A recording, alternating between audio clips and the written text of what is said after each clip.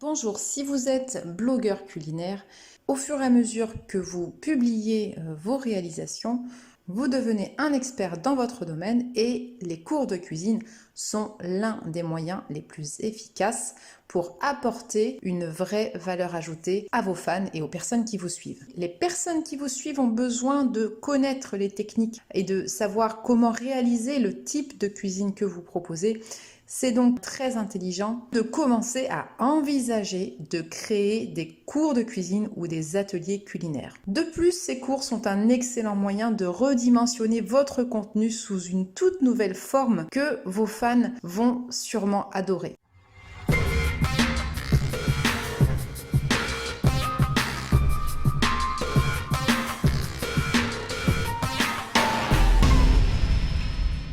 Bonjour à tous, c'est Sarah de Business Passion Cuisine, j'espère que vous allez bien. Pour ceux qui ne me connaissent pas encore, j'accompagne des passionnés de cuisine dans la création de leur business autour de leur passion. Et récemment, j'ai eu beaucoup de demandes concernant la réalisation et la vente de cours de cuisine ou d'ateliers culinaires. Donc dans cette vidéo, je vais vous expliquer quelques petits points utiles pour la création et la vente de ces cours de cuisine. Alors tout d'abord, comment faire la différence entre du contenu comme des recettes ou des guides pratiques que vous publiez et un vrai cours de cuisine? Eh bien, il faut simplement se dire que lorsque l'on donne un cours de cuisine, c'est pour résoudre un problème que vos lecteurs rencontrent dans la réalisation d'une recette.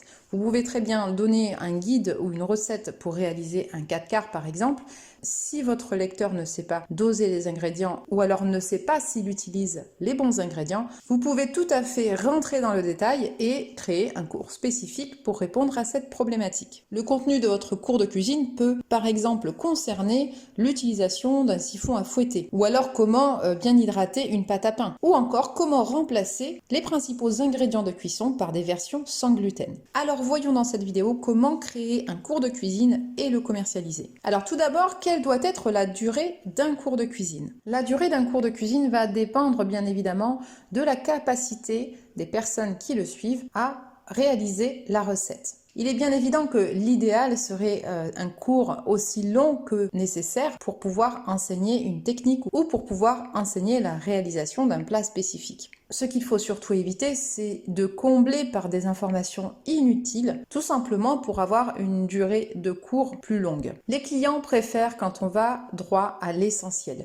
Donc un cours concis mais très clair sera beaucoup plus apprécié qu'un cours beaucoup plus long et chargé d'infos inutiles. Vous pouvez aussi prévoir des durées de cours différentes de façon à vous adapter au niveau de votre client. Quel doit être le contenu de votre cours de cuisine? Un cours de cuisine peut être aussi bien écrit, comporter des images ou alors constitué de vidéos. Cela va dépendre du niveau de détail que vous souhaitez apporter à votre cours et surtout de la manière dont vous allez facturer ce cours. Je préconise la plupart du temps de mettre en place des cours vidéo car les vidéos permettent d'établir une vraie relation avec votre client et surtout de lui montrer des techniques un peu complexes. Pour les cours de cuisine, qu'ils soient en texte, vidéo ou photo, il convient en amont de préciser les ingrédients qui seront nécessaires pour réaliser cette recette, mais également les différents ustensiles de cuisine requis pour pouvoir réaliser correctement les différentes techniques que vous allez montrer. Par quels moyens vous allez pouvoir communiquer vos cours de cuisine? Vous pouvez dans un premier temps envisager d'envoyer vos cours de cuisine après réservation via email. Qu'il s'agisse d'envoi automatique ou d'envoi manuel, l'email va comporter un lien qui renvoie vers la vidéo réservée. La deuxième option, un petit peu plus structurée et un petit peu plus professionnelle, c'est d'intégrer à votre activité, d'intégrer à votre site internet une plateforme d'hébergement des vidéos. Cette plateforme d'hébergement va recenser les différentes réservations de cours de cuisine et vous allez mettre à disposition de manière automatique le visionnage des cours de cuisine réservés à partir d'un espace membre. Faut-il proposer des cours de cuisine gratuits?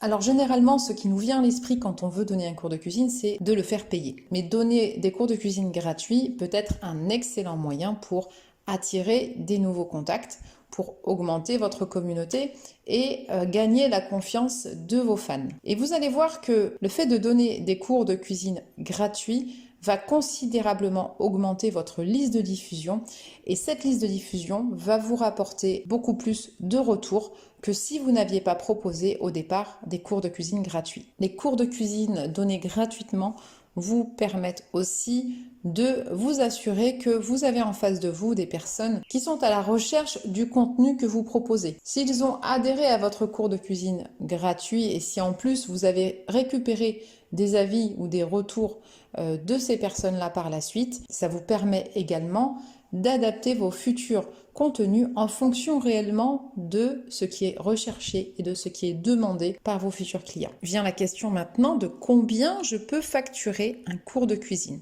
Le prix de votre cours de cuisine va dépendre de plusieurs paramètres. Tout d'abord, votre créneau de niche et le sujet de vos cours ainsi que les objectifs que vous êtes fixés. Ensuite, vous allez pouvoir évidemment proposer un tarif abonnement ou encore un tarif dégressif en fonction du nombre de cours vidéo que votre client potentiel souhaite réserver. Si par exemple vous proposez des cours de cuisine à destination de professionnels pour les aider à réduire leurs coûts de déchets, vous pouvez facturer bien plus que si vous vous adressiez directement à des particuliers. Alors enfin, comment savoir si donner des cours de cuisine est fait pour vous?